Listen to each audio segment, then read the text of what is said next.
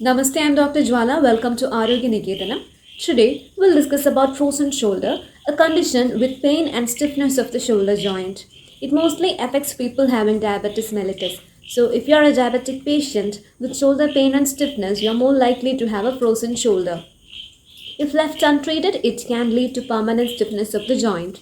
So, let's see what Ayurveda can do here.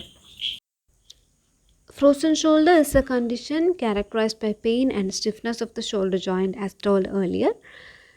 It is seen in 20% of diabetic patients.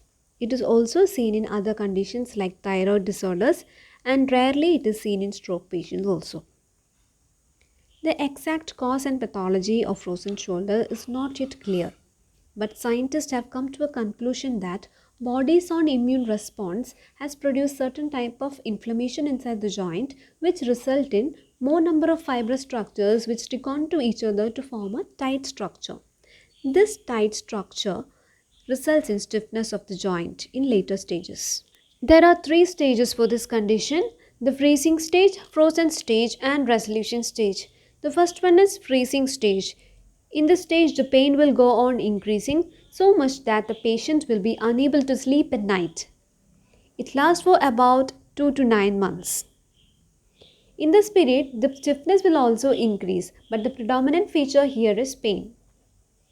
The second stage is frozen stage. Here the pain will reduce but the stiffness will persist. It lasts for about 4 to 12 months. The last stage is the resolution stage where there is decrease in pain and stiffness. And the period of resolution stage is 12 to 42 months. The whole period of frozen shoulder accounts to about 1 to 3.5 years. In 15% of cases, it also affects the other joint within 5 years. Here we saw that in the first stage, the pain increases. Towards the second and third stages, the pain decreases. And in case of stiffness also, towards the last stage, the stiffness also decreases. Here an important point is that if the joint is not mobile enough, the stiffness will not reduce. That is, adequate exercise is essential in order to avoid permanent stiffness. Here, the treatment is planned in such a way that the pain is relieved as soon as possible so that we can subject the patient to exercises in order to reduce the stiffness of the joint. The more chronic the disease becomes, the more chances of permanent stiffness is also there. A patient affected with frozen shoulder will have pain and stiffness of the shoulder joint. The pain will be intense pain, especially at night, and there is uniform restriction of all the shoulder joint movements. Due to stiffness of the joint, the patient will be unable to externally rotate the forearm, and this is a diagnostic feature which is found during examination of the joint. Now let's move on to the treatment of frozen shoulder. The primary treatment is to reduce the blood sugar levels. Here, if the patient is already on allopathic anti-diabetic medications, we can ask the patient to continue the same, and along with that, Ayurveda medicines to reduce blood sugar levels can be prescribed. Or we can increase the doses of anti-diabetic medications under the advice of a diabetologist. In the first stage, the main complaint is severe pain. So the pain has to be relieved as soon as possible so that we can advise the patient to do exercises in order to prevent permanent stiffness of the joint. Here, pain management medications like analgesics and anti-inflammatory drugs are given, and the main treatment here is to advise rest to the shoulder joint using a shoulder immobilizer. In Ayurveda, Ayurvedic formulations consisting of herbal and herbo-mineral preparations are given here. Once the pain is relieved, the patient should be advised to do exercises based on yogasanas and physiotherapy. Here, yogasanas like Bhujangasana can be used here.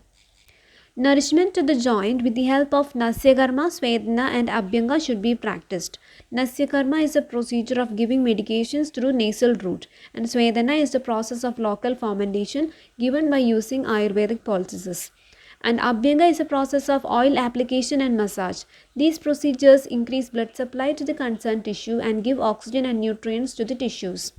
Thereby, it helps in nourishment of the tissues. Now I will give a small description regarding Nasya Karma. Nasya Karma is a procedure where medications are given through the nostrils, that is the external opening of the nose.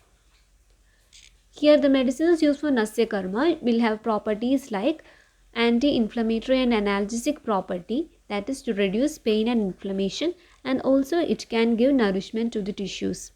These medications when given through the nostril, it passes through the inner lining of the nose known as nasal mucosa, then it reaches the blood supply through the cavity surrounding the nose known as nasal sinuses and cavernous sinuses, and thereafter it enters the general blood circulation. Through the blood circulation, it reaches tissues which give nourishment and reduces pain and inflammation in the concerned tissues. Other than this, there is blood-brain barrier in between blood tissue and the brain tissue. And from the blood, if a drug has to pass through the blood-brain barrier, it should be in a lipid form. That is, it should be in an oil or a ghee form. So since our nasal medications are in oil or ghee form, it can pass through the blood-brain barrier to reach the covering of nerve cells known as myelin sheath. Then it stimulates the nerves. When a nerve is stimulated, there is proper functioning of the concerned tissue and there is proper nourishment to the tissues. This is a nutshell of about how a case of frozen shoulder can be treated. There are various options for internal and external therapies. Hope you enjoyed this session. Give your suggestions in the comment box. Please like, share and subscribe to our channel to watch our future videos. Next time we'll come with another topic. Thank you.